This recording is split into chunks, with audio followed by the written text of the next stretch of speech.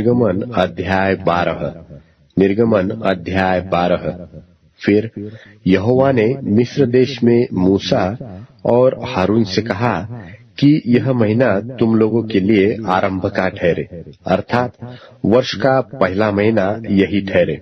इस्राएल की सारी मंडली से इस प्रकार कहो कि इसी महीने के 10वें दिन को तुम अपने अपने पितरों के घरानों के अनुसार घराने के पीछे एक एक मेमना ले रखो।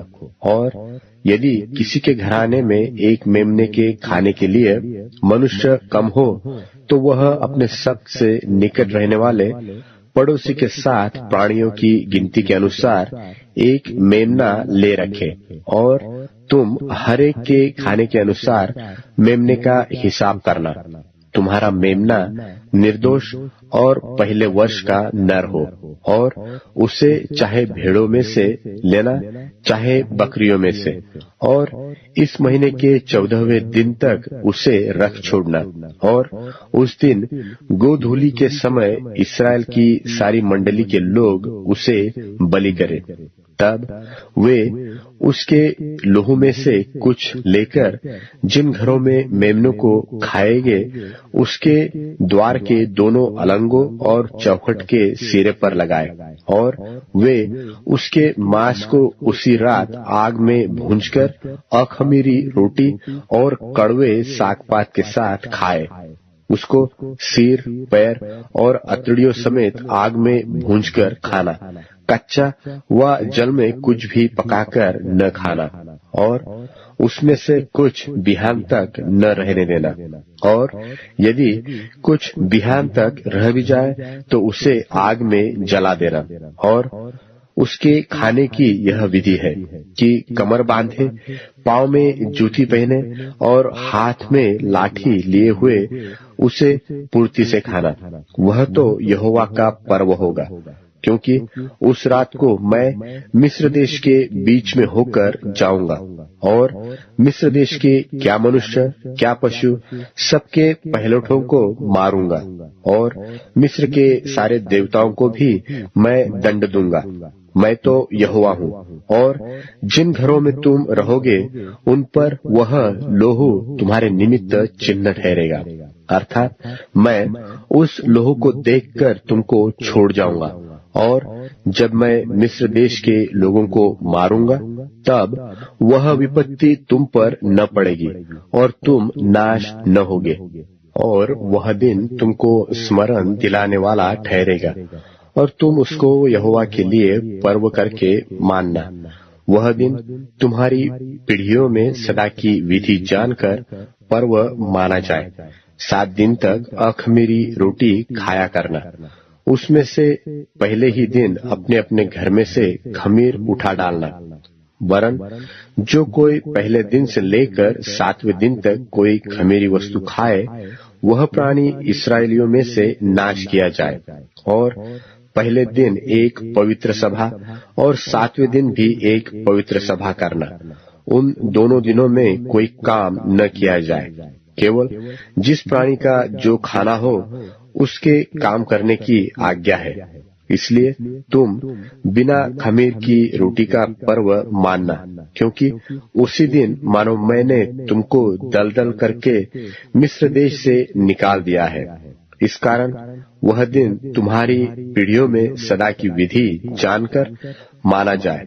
पहले महीने के 14वें दिन की सांझ से लेकर 21वें दिन की सांझ तक तुम अखमीरी रोटी खाया करना। 7 दिन तक तुम्हारे घरों में कुछ भी खमीर न रहे, वरन जो कोई किसी खमीरी वस्तु को खाए, चाहे वह देशी हो चाहे परदेशी, वह प्राणी इस्राएलियों की मंडली से नाश किया जाए। और कोई खमीरी वस्तु न खाना। अपने सब घरों में बिना खमीर की रोटी खाया करना।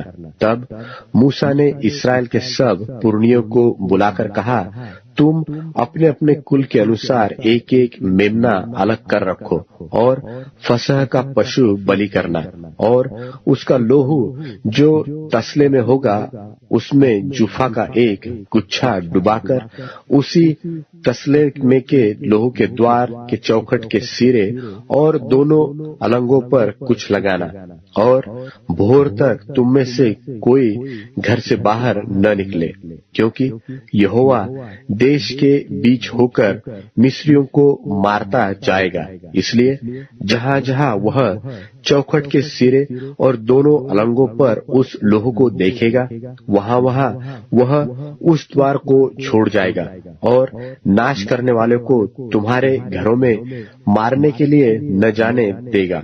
फिर तुम इस विधि को अपने और अपने वंश के लिए सदा की विधि जानकर माना करो। जब तुम उस देश में जिसे यहोवा अपने कहने के अनुसार तुमको देगा प्रवेश करो, तब वह काम किया करना। और जब तुम्हारे लड़के वाले तुमसे पूछे कि इस काम से तुम्हारा क्या मतलब है, तब तुम उनको यह उत्तर देना कि यहोवा ने जो मिस्रियों के मारने के समय मिस्र में रहने वाले हम इस्राएलियों के घरों को छोड़कर हमारे घरों को बचाया, इसी कारण उसके फसह का यह बलिदान किया जाता है। तब लोगों ने सिर झुकाकर दंडवत की और इस्राएलियों ने जाकर जो आज्ञा यहोवा ने मूसा और हारून को दी थी उसके अनुसार किया। और ऐसा हुआ कि आधी रात को यहोवा ने मिस्र देश में सिंहासन पर विराजने वाले फिरौन से लेकर गड्ढे में पड़े हुए बंधुए तक सबके पहिलौठों को वरन पशुओं तक के सब पहिलौठों को मार डाला। और फिरौन रात ही को उठ बैठा और उसके सब कर्मचारी वरन सारे मिस्री उठे और मिस्र में बड़ा हाहाकार मचा, क्योंकि एक भी ऐसा घर न था जिसमें कोई मरा न हो। तब फिरौन ने रात ही रात में मूसा और हारून को बुलवाकर कहा, तुम इस्राएलियों समेत मेरी प्रजा के बीच से निकल जाओ और अपने कहने के अनुसार जाकर यहोवा की उपासना करो। अपने कहने के अनुसार अपनी भेड़ बकरियों और गाय बैलों को साथ ले जाओ और मुझे आशीर्वाद दे जाओ। और मिस्री जो कहते थे कि हम तो सब मर मिटे हैं, उन्होंने इस्राएली लोगों पर दबाव डालकर कहा कि देश से झटपट निकल जाओ। तब उन्होंने अपने गूंधे गुंधाए आटे को बिना खमीर दिए ही कठौतियों समेत कपड़ों में बांध के अपने अपने कंधे पर डाल लिया। और इस्राएलियों ने मूसा के कहने के अनुसार मिस्रियों से सोने चांदी के गहने और वस्त्र मांग लिए। और यहोवा ने मिस्रियों को अपनी प्रजा के लोगों पर ऐसा दयालु किया कि उन्होंने जो जो मांगा वह सब उनको दिया। इस प्रकार इस्राएलियों ने मिस्रियों को लूट लिया। तब इस्राएली रामसेस से कूच करके सुक्कोत को चले और बाल बच्चों को छोड़ वे कोई 6 लाख पुरुष प्यादे थे। और उनके साथ मिली जुली हुई एक भीड़ गई और भेड़ बकरी गाय बैल बहुत से पशु भी गए। और जो गुंधा आटा वे मिस्र से साथ ले आए उसकी उन्होंने बिना खमीर दिए रोटियां बनाई, क्योंकि वे मिस्र से ऐसे बरबस निकल गए कि उन्हें अवसर भी न मिला कि मार्ग में खाने के लिए कुछ पका सके। इसी कारण वह गुंधा हुआ आटा बिना खमीर का था। मिस्र में बसे हुए इस्राएलियों को 430 वर्ष बीत गए थे।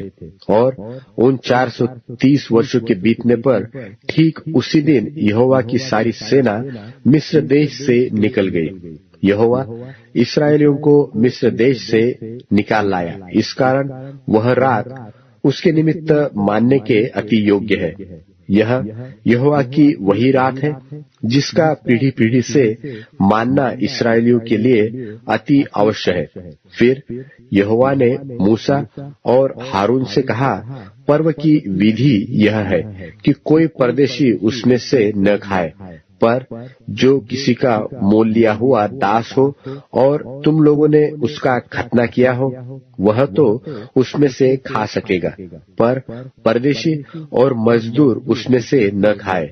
उसका खाना एक ही घर में हो, अर्थात तुम उसके मांस में से कुछ घर से बाहर न ले जाना और बलि पशु की कोई हड्डी न तोड़ना।